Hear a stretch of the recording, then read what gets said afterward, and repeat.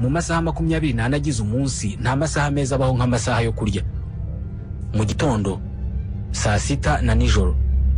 Ibi nibyo bice bitatu byiza bigize umunsi. Kugira ngo umuntu agere ku isi byanyuze mu biryo, kugira ngo yitandukanye n'izindi nyamaswa nabyo byanyuze mu biryo. Ibiryo nibyo byatumye ubwonko bwacu butera imbere butandukana n'ubw'izindi nyamaswa tugeraho dutegeka isi. Ibiryo nibyo byatumye twubaka ubushobozi bwose bw'ururimi turavuga mu gihe izindi nyamaswa zitavuga. Ibiryo nibyo byatumye duhitamo ahantu hamwe turahatura, twubaka isi tuyihindura uko imeze uyu munsi.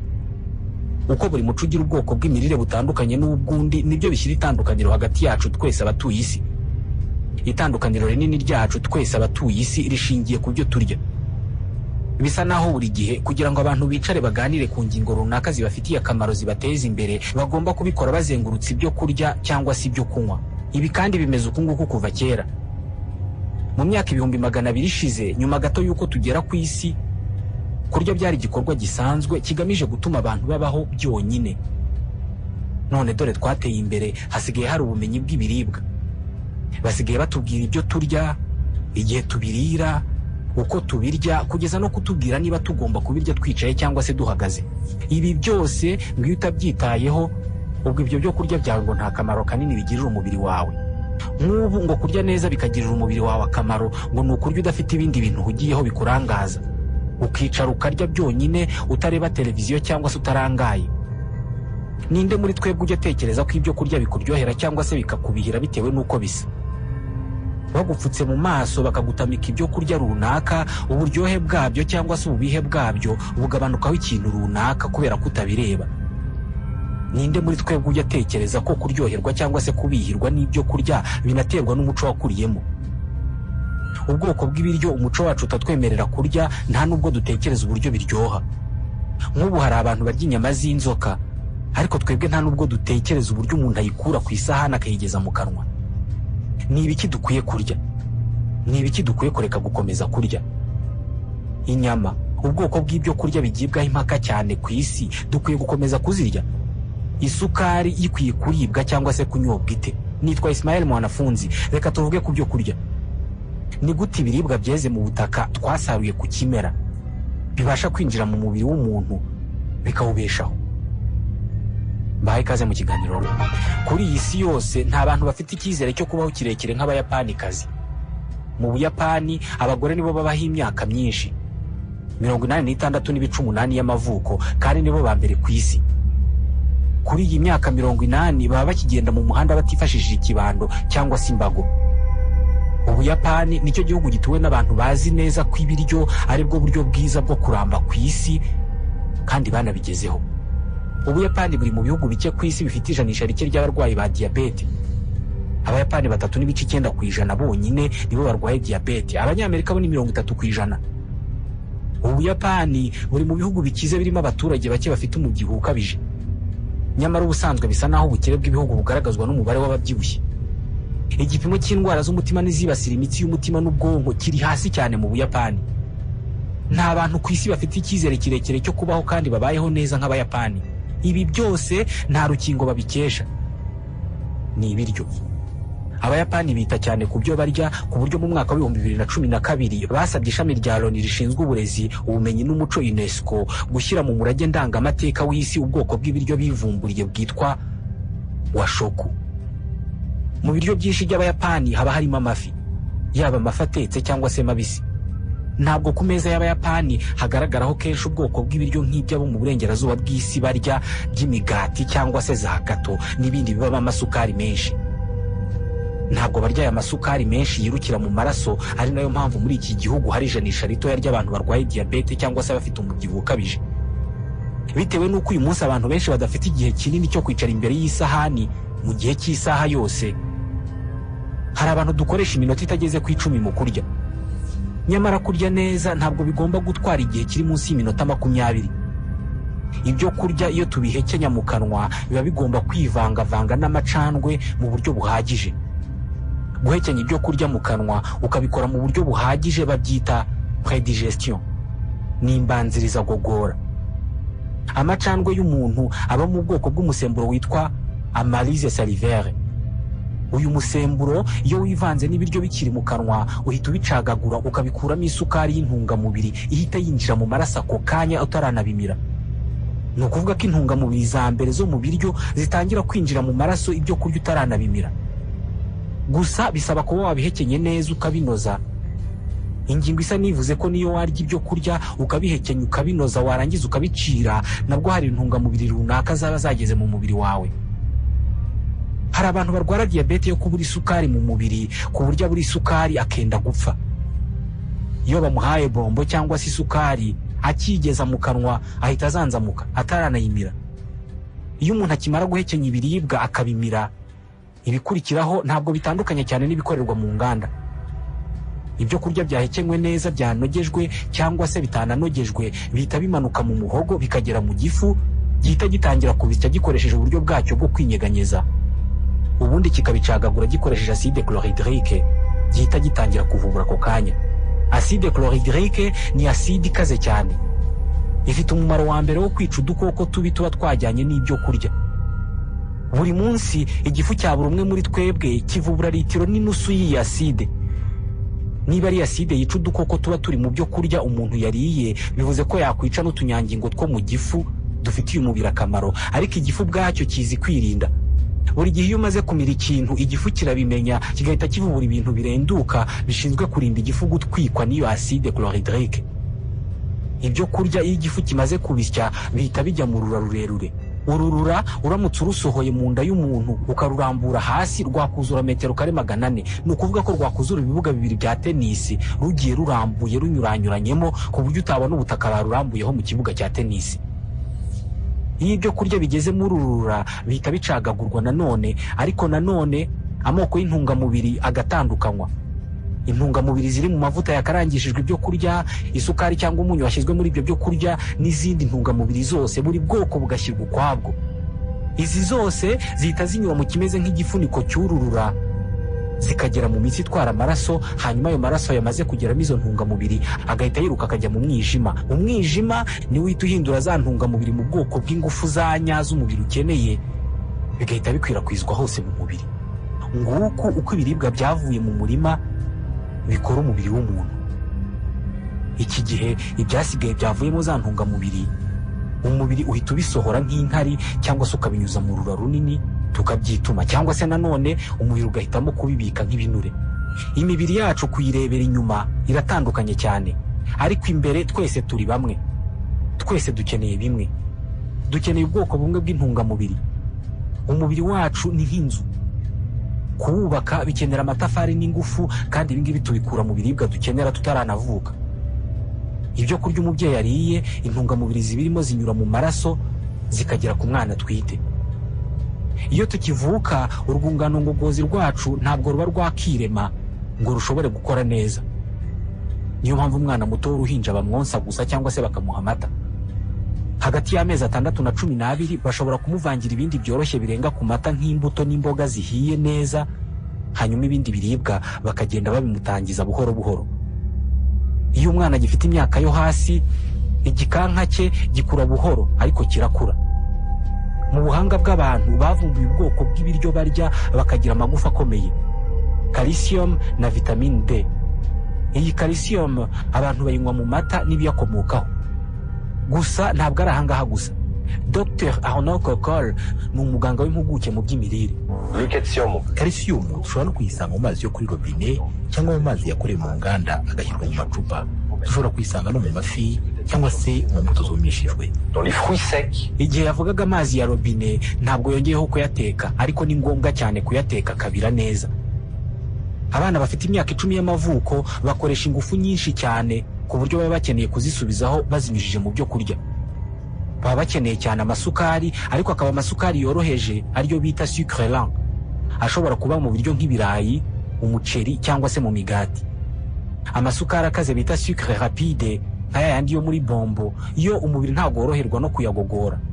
Aba bana baba bakeneye isukari idakomeye igomba gutunga umubiri wabo, ariko n'ubwonko bwabo buba buyikeneye kubera ko baba burimo gukura. Ubwonko bw'umwana w'imyaka 10 buba bukeneye nibura isukari yakuzuye utuyiko 3 buri saha. Iyi sukari ifasha utunyangingo tw'ubwonko bw'umwana kwihutisha amakuru duhererekanya, bivuze ko bituma umwana yiga neza kandi agafata mu mutwe vuba. Niyo mpamvu abana bangana gutya baturusha twese gufata mu mutwe. Ubwo tuvuze ku isukari, reka duhite tuvuga ku buryohe. Hatabayeho uburyohe byagorana kurya ibyo kurya ibyo ari byo byose bibeshaho umubiri. Ni gute akanwa kacu karyoherwa? Kubera iki hari ibintu biryohera abantu bamwe, abandi bikababihira kandi bitahinduye uburyohe? Ururimi rwa buri wese muri twe rufite ibyitwa bourgeon du goût. Nureba ururimi rwawe mu ndorerwamo, uraza kubona utuntu twinshi tw'umweru tururiho tumeze nk'utudomo. Mu isi habaho amoko ane y'uburyohe, cyangwa se y'uburyo ururimi rwumva uko ikintu kimeze, niba kiryoshye cyangwa se niba kibishye. Hari uburyohe buryohereye nk'isukari, hakaba uburyohe buryoshye nk'umunyu, hakaba uburure cyangwa se ibintu birura nk'umubirizi, ari byo bita amer. Hakaba n'ibiri acide bifite uburyohe bw'indimu. Ibi byose ururimi rw'umuntu rufite ubushobozi bwo kubyumva. Ururimi rw'umuntu kandi runagira utundi tuntu twitwa papier gustative. Ni utundi tudomo twinshi turi ku rurimi rw'umuntu, natwo tumufasha kumva uburyo ibintu biryoshye. Umwana avukana mwene utu tudomo 10,000, ariko tugenda tuvaho uko umuntu akura, kubera ko uko umuntu arya, arashya, yoza ururimi, ndetse n'ibindi bikorwa bituma bamukuru asigaranye papier gustative 8,000 zonyine. Bivuze ko umwana w'uruhinja yakabaye azi kuryoherwa kuturusha twese, ariko ntabwo aturusha kubera ko hari ibintu byinshi aba atariga, bitewe n'uko uburyohe ntabwo bwumvwa n'ururimi gusa, ahubwo n'ubwonko budufasha mu birebana n'uburyohe. Abantu bageze mu zabukuru baba baratakaje mwene utu tudomo twitwa papier gustative twinshi, ku buryo kuryoherwa kwabo biba ari bike cyane. Ahanini binagizwemo uruhare no kuba iyo umuntu ageze mu zabukuru akanwa ke kavubura amacandwe make, kandi kubera ko amacandwe afasha mu kuvanga ibiryo mu kanwa, bityo umuntu akumva uburyohe cyane. Bituma abantu bakuru bataryoherwa cyane kubera ko baba batagifite amacandwe ahagije. Umubiri wacu ufite ubushobozi bwo kumenya amoko menshi y'uburyohe, ariko ibi bishoboka cyane ari ukuriye ikintu kimwe ku kindi, apana kubirira rimwe. Uramutse uvanze igikakarubamba n'isukari n'umunyu n'indimu, byabyara ubwoko bw'uburyohe utapfa gushobora gusobanura, keretse ubaye uri umusogongezi wabigize umwuga, goûteur professionnel. Hari abantu wapfuka mu maso ukabatamika ubwoko bw'ibiryo runaka, bagahita bakubwira ibyo biryo ibyo ari byo, bakanagusobanurira uburyo byatetswe, ubwoko bw'amavuta babishyizemo, ingano y'umunyu wabishyizwemo, kugera ku birungo babitekesheje. Aba babigenza bate? Kugira ngo umuntu agire akanwa kazi kumva uburyohe mu buryo butandukanye kurusha abandi, bisaba gukora imyitozo y'ubusogongezi mu buryo buhoraho, nk'uko abakora siporo bahora mu myitozo. Abakora akazi ko gusogongera inzoga mu nzengero, ibi ngibi barabizi cyane. Bisaba gusogongera ibintu byinshi bitandukanye inshuro nyinshi, ariko mbere na mbere barabyinukiriza, bakoresha amazuru. Wabonye abantu basogongera divayi cyangwa se vin, asomaho akayigaragura mu kanwa, agahita akubwira ubwoko bwayo, ibyayishyizwemo, ndetse n'umwaka yenzwemo. Reka tuvuge ku kwinukiriza cyangwa se ku mumaro w'impumuro y'ikintu mu buryohe bwacyo. Mustafa Ben Safi ni umuyobozi w'ishami ry'ubushakashatsi mu kigo cy'abafaransa cy'ubushakashatsi CNRS. Azi cyane ibirebana n'imikorere y'ubwonko.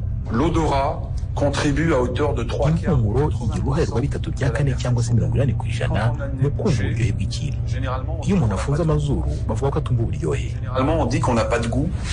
Umuneke uramutse wambuye iriya mpumuro yawo, wakomeza ukagumana isukari yawo, ariko ntabwo wakomeza kuturyohera nk'uko uturyohera ubu ngubu.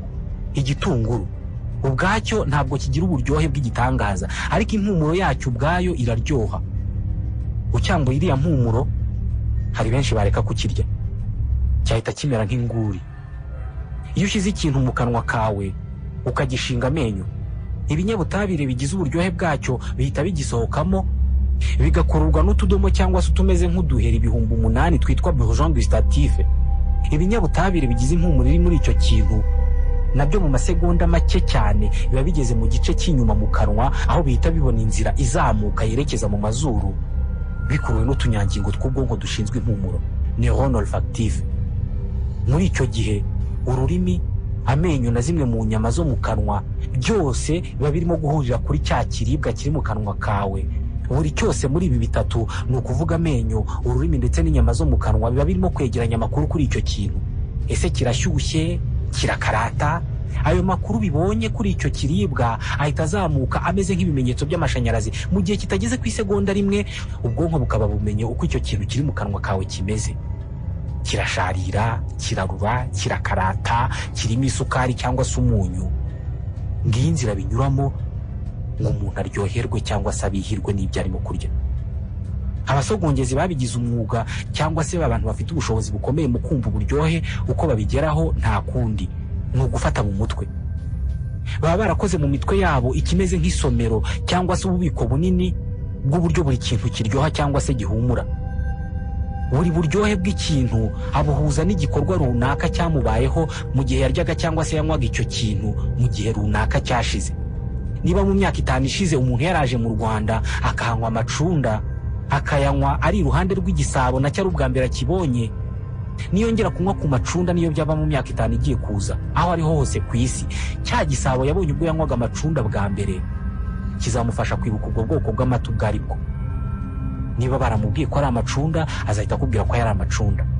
Lorsqu'on mémorise, iyo ufashe mu mutwe ubwoko runaka bw'impumuro cyangwa se bw'uburyohe ku nshuro ya mbere, ntabwo ufata mu mutwe ubwo buryohe n'iyo mpumuro byonyine, ahubwo ufata mu mutwe ibirebana n'iyo mpumuro cyangwa se ubwo buryohe byose.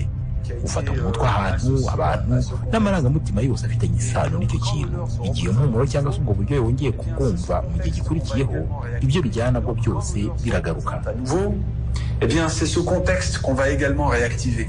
Mustafa Ben Safi: hari abantu bumva impumuro runaka ikabibutsa ibindi bintu bidafite aho binahuriye n'iyo mpumuro, ariko kubera ko byababayeho mu gihe kimwe n'icyo bumviyeho iyo mpumuro, ubwonko bwabo bukaba bwarabitse ayo makuru ahantu hamwe, ikintu kimwe kikabibutsa ibindi.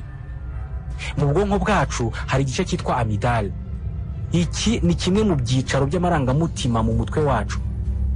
Iki gikorana bya hafi n'urwungano rushinzwe iby'impumuro. Ibi bisobanuye ko impumuro cyangwa se uburyohe runaka bunatera amarangamutima runaka. Hari umuntu ushobora kurya ikintu kiryoshye cyane akarira cyangwa se agaseka kubera ubwo buryohe cyangwa se ubwo bubihe. Hari umuntu ushobora kurya shokora ku nshuro ya mbere akarira. Twamaze kumenya ko uburyohe bw'ibyo turya bufitanye isano ya hafi n'ubushobozi bwacu bwo guhumurirwa, ariko icyo tutaramenya cyane ni uko uburyohe bw'ibintu bunafitanye isano ya hafi n'amaso yacu. Nibyo, kugira ngo uryoherwe binaterwa n'uko ikintu gisa cyangwa kimeze. Kugira ngo ubyumve neza biragusaba kurira mu mwijima ukabije, hahandi utabona ikintu na kimwe. Ubwonko bwacu bwemeza amakuru bwakiriye buhereye ku gitekerezo cya mbere bwagize ku kintu runaka. Mu kabari baba bafite ibirahuri by'amoko atandukanye bageneye buri kinyobwa. Hari ibyo bageneye inzoga, hakaba ibyo bageneye ibyo kunywa bidasembuye. Ubwoko bw'igikoresho ntacyo buhindura ku kinyobwa, ariko ntabwo nabonye abantu benshi banywera byeri mu itase cyangwa se ngo bayihute mu gasorori. Bisa naho kurebesha amaso ibyo turya n'ibyo tunywa hari icyo bihindura ku buryohe bw'ibiribwa cyangwa se ibinyobwa. Nibyo, amaso yacu abeshya ubwonko ku bintu byinshi biribwa. Tekereza bakweretse umuneke w'ubururu cyangwa se amata y'umukara. Ukibona umuneke w'ubururu, ubwonko bwawe buhita bukubwira ko utaribwa ndetse ko utanaryoshye. Ibi birumvikanisha uburyo uburyohe bufitanye isano ya hafi n'ibyumviro, cyane cyane icyumviro cyo kubona, ariko cyane cyane uburyohe bufitanye isano ya hafi n'umuco. Impamvu muri buri gihugu haba harimo amaresitora yiyamamaza ngo ateka ibyo kurya by'Abayapani, iby'Abataliyani, iby'Abanya-Ethiopia cyangwa se ibyo mu kindi gihugu runaka, ni uko hari ubwoko bw'ibiryo uba utashobora kurya mu gihugu cyawe byatetswe n'umwene gihugu w'igihugu cyawe kubera ko atari ibyo mu muco wanyu. Nk'ubu twebwe turya imyumbati n'ibishyimbo n'ibijumba n'amasaka. Kurya ni ikibazo cy'umuco. Ibi twese turabyumva cyane kubera ko mu bihugu hafi ya byose buri mwaka bagira umunsi mukuru w'ibiryo. Uba ari umunsi uri mu rwego rw'umuco. Twese umuganura turawuzi. Abantu benshi twavukiye tukanakurira mu Rwanda ntabwo twabonye abantu benshi babaga imbwa cyangwa se inzoka bakarya inyama zazo. Kubera iyo mpamvu nta nubwo twumva zaryoha, kubera ko muri twebwe imbere muri twe tuzi ko inyama z'izi nyamaswa zitaribwa. Gusa hari abatabitekereza nkatwe, kubera ko mu bice bimwe na bimwe byo muri Aziya cyangwa se mu burengerazuba bw'u Rwanda hari abarya inyama z'izi nyamaswa kandi ntibabe bakoze ishyano. Twebwe uziriye bamwandika mu kinyamakuru kubera ko mu muco wacu ntago byagakozwe. Ibi bisobanuye ko umuntu aramutse ahinduye umuco akajya gutura mu gihugu aho baryize inyamaswa nawe yatangira kuzirya ndetse zikamuryohera mu gihe mbere zashoboraga no kumubihira. Ibi bishobora kuba ari byo bashakaga kuvuga igihe bavugaga ko ugiye buryasazi washobora no kuzazirya zitanatetse. Ibi byabaye kuri Madame Adriana Carambe, umwe mu bantu bamamaza imyenda. Ni umunyaslovakiyakazi ariko atuye mu Bufaransa. Nibyo, gukunda cyangwa kudakunda ibyo kurya biba binashingiye ku muco. Genda byibuka nkigera mu Bufaransa, sinashoboraga na rimwe kurya ibinyamunjonjorerwa, no kubireba ubwabyo sinabyihanganiraga. Iyo wampaga foromaje nakekaga ko wayimpaye yibeshye kuko sinumvaga uburyo iribwa, ariko nyuma naje kumenyera. Bivuze ko iyo uhinduye igihugu ugenda umenyera. Ku birebana n'ikinyamunjongorerwa ahuje n'umubare utari muto w'Abanyarwanda. Ushobora kurya ibinyamunjongorerwa ukumva mu kanwa biraryoshye, ariko ubwonko bwawe bukakubwira ko urimo kwibeshya, bukakubwira ko akanwa kawe karimo kukubeshya ko biryoshye ariko ko ibyo bintu bitaryoshye, ndetse kuko zikosa ryo kurya ibyo bintu kuko bitaribwa. Icyo gihe bihita bibyara icyitwa iseseme, ibyo uriye bikagaruka. Iyo wongeye kugerageza kubirya ejo n'ejo bundi buriya hariho igihe birangira utangiye kubikunda. Nk'urugero, ni gute hari abantu barya intagarasoryo n'isogi n'ukuntu zirura? Cyangwa se ni gute umwana utarya imiteja ushobora kuyimukundisha kandi akanwa kayirya rake? Uburyo bukoreshwa n'ababyeyi benshi ni ukubeshya abo bana ko imiteja ari ifiriti z'ubundi bwoko cyangwa se ibindi bintu bitari imiteja. Ubwonko bw'uwo mwana bureba imiteja bugahita bwishyiramo ko ari ifiriti koko, agatangira kurya imiteja yumva imubihiye, ariko ubwonko bwe burimo kumubwira ko iyo ari ifiriti ibishye, bikarangira atangiye kujya arya imiteja. Nzi abana bataryaga amavuta y'inka kubera ko bavugaga ko adahumura, nyuma ababyeyi babo baza kuyateka bavuga ko ari amavuta yitwa diyama, abana batangira kurya amavuta y'inka batyo. Nzi ababyeyi bajyaga baha abana babo umuti bawushyize mu gacupa kaji cyangwa se ku mutobe, bagashyiramo n'umuheha, abana bakanywa umuti bazi ko barimo kunywa umutobe. Warababihiraga ariko bakabyihanganira kubera ko bawunywaga bumva ko ari umutobe utaryoshye. Umva inama z'abahanga mu mirire ku buryo bwo kumenya niba umwana wawe koko yanga intoryi cyangwa se ubundi bwoko bw'ibiryo. Ibyo biryo yanga uzabimugaburire inshuro 18, ubimuvangira n'ibindi biryo bitandukanye inshuro 18. Ku ya 18 nabwo nabyanga uzamenye bidasubirwaho ko ibyo biryo atabikunda. Reka twongere tuvuge ku mirire y'Abayapani, bamwe mu bantu beza bo gufatiraho urugero mu birebana no kurya. Aba bakunda ibyo kurya birimo umunyu mwinshi ugereranije natwe. Ntabwo bakunda kurya inyama z'inyamaswa z'igasozi, ni ukuvuga izi nyama z'umutuku, ahubwo bo bakunda kurya amafi ndetse n'ibyitwa tofu. Tofu ni ibimeze nk'umutsima wa soya. Uyu mutsima wa soya nicyo kiribwa cyonyine gikomoka ku bimera umubiri ubonamo ibimeze nk'ibyo ubona mu nyama cyangwa se mu magi. Abantu batarya inyama bakarya tofu n'ubundi baba bameze nk'abariye inyama. Ingingo isobanura impamvu abantu bafite imyemerere yo kwamagana iribwa ry'inyama. Abantu badashyigikiye na gato ko hari inyamaswa igomba kudupfira kugira ngo turye, kandi wenda nayo yari ifite umuryango n'abana bayo bayikunda, bahitamo kurya ibikomoka kuri soya kugira ngo imibiri yabo itazabura intungamubiri ziba mu nyama. Ikindi kiba muri soya ni ibyitwa antioxidant. Buri gihe kugira ngo imodoka ikore biriya bitangaza ikora byo kwikorera ibintu n'abantu ikabavudukana ku birometero byinshi mu kanya gati kabavana ahantu hamwe ikabajyana ahandi, bisaba ko ibyuma byayo bitwika peteroli ikabyara ingufu zituma imodoka igenda. Kwa gutwika peteroli bisohora ibyotsi tubona imodoka zigenda zisiga inyuma yazo. Neza ibingibi nabyo biba mu mubiri wacu. Iyo uriye imyumbati, kugira ngo ya myumbati ibyara ingufu ziza gutuma uterera umusozi, bisaba ko utunyangingo tw'umubiri wawe twakira ibyavuye muri ya myumbati, ariko mu kubikoramo ingufu, icyo gikorwa cyo gukora ingufu nacyo kibyara ibimeze nk'umugese mu mubiri wawe, cyangwa se ibyo wagereranya na ya myotsi isohoka mu modoka kubera ko imodoka irimo gutwika peteroli. Mu Gifaransa byitwa oxide. Iyo myanda cyangwa se uwo mugese uza mu mubiri wawe bitewe n'imirimo tunyangingo twakoze mu gukora ingufu yitwa radicaux libres. Bisa naho buri gihe ikintu cyiza cyose kiboneka ari uko habayeho gukora ibishingwe. Kugira ngo babone zahabu bakura munsi y'isi amatoni y'ibitaka. Zahabu ubwayo ntabwo ibisa n'umwanda yabyaye. Zahabu irashashagirana, ariko aho bacukuye zahabu ntabwo ari byiza kuhareba. Ibitoki tubona ku isahani biba bisa neza cyane, ariko aho byahatiwe ntabwo haba hasa neza na gato. N'ingufu ndimo gukoresha mvuga ibi ngibi kugira ngo utunyangingo tw'umubiri wanjye tuzikore. Twakoze ibihumbi by'ibishingwe byitwa radicaux libres bishobora no gutera indwara mu mubiri. Kugira ngo rero umuntu yiciye imyanda cyangwa se ibishingwe byitwa radicaux libres bisaba ko arya ibiryo bifite ubushobozi bwo gukora ibyitwa antioxidant. Ibyo kurya bishinzwe gukora isuku. Antioxidant ni ubwoko bw'intungamubiri zishinzwe kujya kwica ya myanda yakozwe n'utunyangingo. Iyi myanda ni nayo yihutisha gusaza. Ibiryo bibamo izi antioxidant cyangwa se intungamubiri zijya kwica ya myanda ni soya ndetse n'imboga n'imbuto zose zifite amabara. Amashywa cyangwa se uriya mutuku w'inyanya, ririya bara ry'icyatsi rya concombre cyangwa se poivron, ririya bara ry'icyatsi ry'imbwija, ibi byose ni antioxidant zijya kwica bya bishingo biba byakozwe n'utunyangingo igihe turimo gukora ingufu. Iyi niyo mpamvu abantu bagirwa inama yo kurya buri gihe ibiryo birimo amabara. Ku isahani yawe ukongeraho ibiribwa bifite amabara atandukanye. Ku isi nta bantu barya ibyo kurya birimo amabara nk'Abayapani. Barya ibyitwa algae kandi babishyira kuri buri biryo. Iyi ni imwe mu mpamvu aribo bantu ba mbere baramba ku isi. Muri ibi byose twavuze birebana n'ibyo kurya n'uburyo bwo kubirya ko tutigeze tuvuga inyama. Icyokezo gifite uwuhe mwanya mu buryo bw'imirire bukenewe mu mubiri? Hamwe n'ibiro ibihumbi 10 by'inyama biribwa mu isi buri segonda, abantu turi zimwe mu nyamaswa z'indyanyama zikomeye ziri ku isi.